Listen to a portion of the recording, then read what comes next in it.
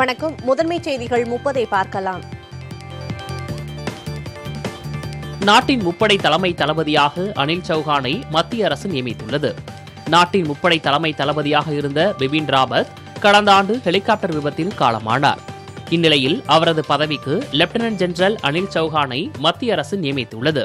ஜம்மு காஷ்மீர் மற்றும் வடகிழக்கு மாநிலங்களில் பதற்றமான பிரச்சினைகளில் திறம்பட பணியாற்றிய அனுபவம் மிக்கவரான அனில் சௌஹான் இந்திய ராணுவத்தின் கிழக்கு பிரிவுக்கு தளபதியாக இருந்த அனுபவம் கொண்டவர். இந்திய ராணுவ விவகார செயலாளராகவும் அனில் சௌஹான் பொறுப்பு வகிப்பார் என்று மத்திய அரசு அறிவித்துள்ளது. காஞ்சிபுரம் மாவட்டத்தில் எரிவாயு உருளை வெடித்ததில் 10க்கும் அதிகமானோர் காயமடைந்தனர். இதில் 5 பேர் கவலைக்கிடமான நிலையில் உள்ளனர். ஒரகடம் அருகே தேவரியம்பாக்கத்தில் அமைந்துள்ள கிட்டங்கியில் எரிவாயு உருளைகளை இறக்கும் பணியில் தொழிலாளர்கள் ஈடுபட்டிருந்தனர். அப்போது எதிர்பாராத விதமாக எரிவாயு உருளை ஒன்று தவறி விழுந்து வெடித்து சிதறியதில் கிட்டங்கியில் தீ பற்றியது. தீயை அணைக்கும் பணியில் 5க்கும் மேற்பட்ட தீயணைப்பு வாகனங்களில் வந்த வீரர்கள் தீயணைப்பு பணியில் ஈடுபட்டனர். இந்த விபத்தில் 10க்கும் அதிகமானோர் காயமடைந்தனர். காயமடைந்தவர்கள் மீட்கப்பட்டு அவசர ஊர்தியில் அரசு மருத்துவமனைக்கு அனுப்பி வைக்கப்பட்டனர்.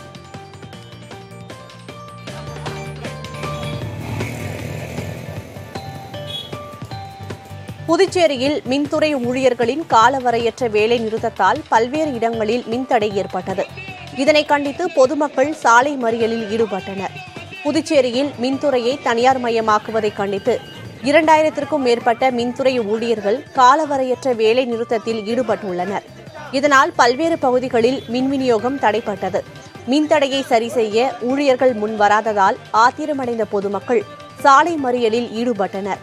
திருநள்ளாறு அடுத்த செல்லூர், சேத்தூர் உள்ளிட்ட பகுதிகளில் சாலையை மறித்து கயிறுகள் கட்டி போராட்டம் நடைபெற்றது. பொதுமக்களின் சாலை மறியலால் பேருந்துகள் ஆங்காங்கே நிறுத்தப்பட்டு போக்குவரத்து பாதிக்கப்பட்டது. இந்நிலையில் மின்துறை உயர் அதிகாரிகளுடன் புதுச்சேரி முதலமைச்சர் ரங்கசாமி அவசர ஆலோசனையில் ஈடுபட்டார். தனியார் பேருந்துகள் கட்டண உயர்வை குறைக்க அறிவுறுத்தப்பட்டுள்ளதாக போக்குவரத்து துறை அமைச்சர் சிவசங்கர் தெரிவித்துள்ளார். பண்டிகை நாட்களுக்கு தேவையான சிறப்பு பேருந்துகள் இயக்குவது தொடர்பாக சென்னை தலைமைச் செயலகத்தில் ஆலோசனைக் கூட்டம் நடைபெற்றது.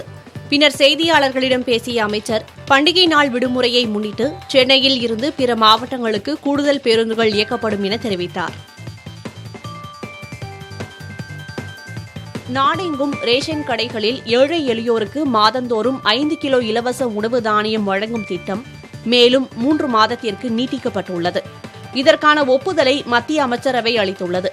கொரோனா பேரிடர் பாதிப்புகள் முற்றிலும் நீங்காததாலும் போதிய அளவு உணவு தானியங்கள் அரசின் கிடங்குகளில் இருப்பு உள்ளதாலும் இலவச உணவு தானிய திட்டம் நீட்டிக்கப்பட்டுள்ளதாக அமைச்சர் அனுராக் தாக்கூர் தெரிவித்தார்.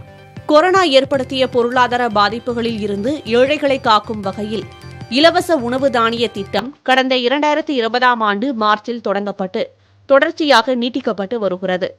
இதனால் சுமார் 80 கோடி மக்கள் பயன்பெறுவதாக மத்திய அரசு கூறுகிறது.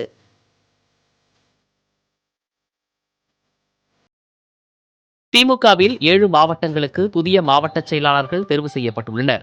திமுகவின் 15வது பொதுத் தேர்தலில் கட்சியில் உள்ள 71 மாவட்ட செயலாளர்களில் 64 பேர் போட்டியின்றி தேர்வு செய்யப்பட்டுள்ளதாக அறிவாலய வட்டாரங்கள் தெரிவித்துள்ளன.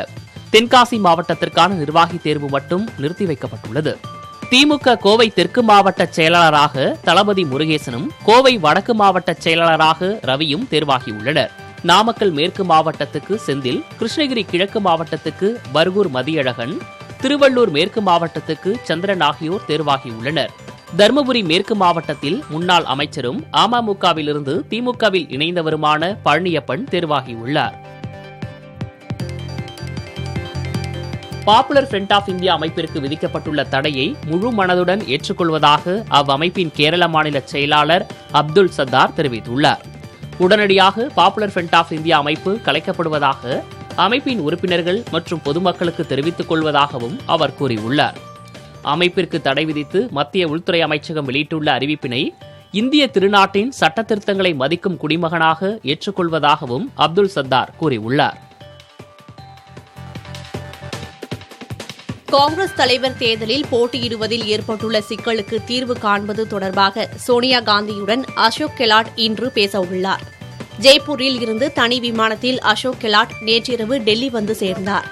அப்போது செய்தியாளர்களிடம் பேசிய அசோக் கெலாட் உட்கட்சி பூசலுக்கு தீர்வு காணப்படும் என தெரிவித்தார். இதற்கிடையே காங்கிரஸ் தலைவர் தேர்தலில் மத்திய பிரதேச முன்னாள் முதலமைச்சர் திக்விஜய் சிங்கும் களமிறங்க உள்ளதாக தகவல் வெளியாகியுள்ளது. காங்கிரஸ் எம்பி ராகுல் காந்தி நடத்தி வரும் பாரத ஒற்றுமை யாத்திரை இன்று மீண்டும் தமிழகத்திற்கு வருகிறது. பாரத ஒற்றுமை யாத்திரை கடந்த 7ஆம் தேதி கன்னியாகுமரியில் தொடங்கி 10ஆம் தேதி கேரளாவை அடைந்தது. கேரளாவில் 18 நாட்கள் யாத்திரையை மேற்கொண்ட ராகுல் காந்தி இறுதி நாளில் தனது தொகுதியான வயநாடு சென்றார். அங்கு சாலையில் நடந்தபடியே மக்களை சந்தித்த ராகுல் காந்தி இன்று காலை அங்கிருந்து புறப்பட்டு தமிழகத்தின் நீலகிரி மாவட்டத்தில் உள்ள கூடலூர் வருகிறார். கூடலூர் வழியாக அவர் கர்நாடக மாநிலம் செல்கிறார்.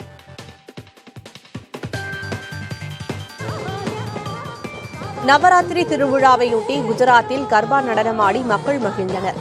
சூரத்தில் நவராத்திரியை 3ஆம் நாள் விழா கோலாகலமாக கொண்டாடப்பட்டது. அதன் ஒரு பகுதியாக கலை நிகழ்ச்சி ஒன்றில் கலந்து கொண்ட மக்கள் கர்பா நடனமாடி உற்சாகமடைந்தனர்.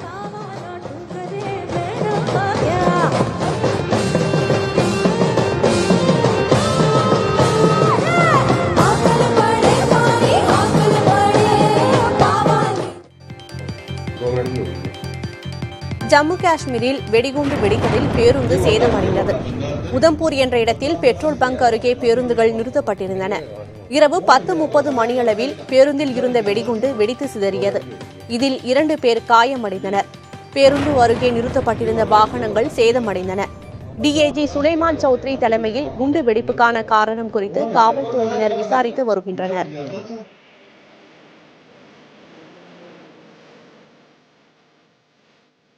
மத்திய அரசின் தலைமை வழக்கறிஞராக மூத்த வழக்கறிஞர் வெங்கட்ரமணி நியமிக்கப்பட்டுள்ளார். 3 வருட காலம் அவர் இப்பதவியை வகிப்பார் என அறிவிக்கப்பட்டுள்ளது.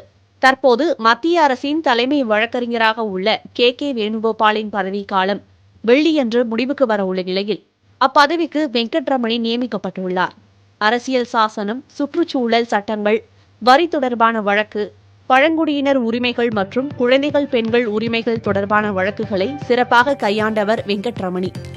தமிழ்நாடு பார் கவுன்சிலில் 1977ஆம் ஆண்டு ஜூலை மாதம் வழக்கறிஞராக பதிவு செய்து கொண்ட வெங்கட்ரமணி 1982ஆம் ஆண்டு முதல் உச்சநீதிமன்றத்தில் வழக்கறிஞராக செயல்பட தொடங்கினார். அமெரிக்க டாலருக்கு நிகரான இந்திய ரூபாய் மதிப்பு மேலும் வீழ்ச்சியை சந்தித்துள்ளது. நேற்றைய வர்த்தக முடிவில் ரூபாயின் மாற்று மதிப்பு முன் எப்போதும் இல்லாத அளவு குறைந்து 81 ரூபாய் 90 காசாக இருந்தது. நேற்றைய வர்த்தகத்தில் ஒரு கட்டத்தில் ரூபாய் மதிப்பு 82 ரூபாய்க்கு கீழ் குறைந்து பின் சற்றே மீண்டது. அமெரிக்காவில் விலைவாசி உயர்வை சமாளிக்க அந்நாட்டு மைய வங்கி தொடர்ந்து வட்டி விகிதங்களை அதிகரித்து வருகிறது. இதனால் அமெரிக்க பத்திரங்களில் செய்யப்படும் முதலீடுகளுக்கு நல்ல லாபம் கிடைப்பதால் அந்நாட்டு டாலருக்கான தேவையும் அதிகரித்து வருகிறது. எனவே இந்தியா, இங்கிலாந்து உள்ளிட்ட பல்வேறு நாட்டு நாணயங்கள் தொடர்ந்து சரிவை கண்டு வருகின்றன.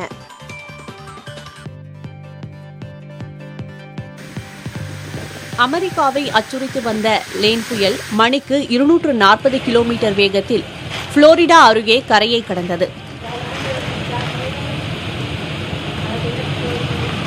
அப்போது பெருமழை பொழிந்ததுடன் கடலில் அலைகள் பல மீட்டர் உயரத்திற்கு எழுந்தன. புயல் கரையை கடந்த பகுதியில் ஏராளமான மரங்களும் தொலைத்தொடர்பு மற்றும் மின்சார கோபுரங்களும் சரிந்து விழுந்துள்ளன. அமெரிக்காவை தாக்கிய சக்தி வாய்ந்த புயல்களில் ஒன்றாக லேன் புயல் கருதப்படுகிறது. முன்னெச்சரிக்கை நடவடிக்கையாக ஏராளமானோர் பாதுகாப்பான இடத்திற்கு கொண்டு செல்லப்பட்டதால் பாதிப்புகள் குறைவாகவே ஏற்பட்டன. எனினும் அமெரிக்காவை ஒட்டியுள்ள கனடா நாட்டு கடற்கரை பகுதிகளில் இப்புயல் பெரும் சேதங்களை ஏற்படுத்தியுள்ளது செயற்கைக்கோள் படங்களில் தெரியவந்துள்ளது.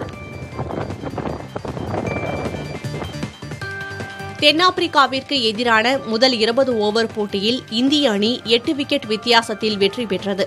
திருவனந்தபுரத்தில் நடைபெற்ற முதல் போட்டியில் டாஸ் வென்ற இந்திய அணி முதலில் பந்து வீசியது. இந்திய அணி பந்துவீச்சாளர்களின் துல்லிய தாக்குதலில் தென்னாப்பிரிக்க விக்கெட்டுகள் மளமளவென சரிந்தன. 9 ரன்னிற்கு 5 விக்கெட் என்ற பரிதாப நிலையில் இருந்த தென்னாப்பிரிக்காவை மார்க்ரம் 25 ரன்னும் பார்னல் 24 ரன்னும் எடுத்து மீட்டனர். கேஷவ் மகாராஜ் இறுதிக்கட்டத்தில் போராடி தென்னாப்பிரிக்கா 100 ரன்களை கடக்க உதவினார். அவர் 41 ரன்னில் ஆட்டமிழந்தார். 20 ஓவர் முடிவில் தென்னாப்பிரிக்கா 8 விக்கெட் இழப்பிற்கு 106 ரன்கள் எடுத்தது. அடுத்து ஆடிய இந்திய அணி 16.4 ஓவரில் 2 விக்கெட்டுகளை இழந்து வெற்றி இலக்கை எட்டியது. KL ராகுல் 51 ரன்னும் சூரியகுமார் யாதவ் 50 ரன்னும் எடுத்து இறுதி வரை களத்தில் இருந்தனர்.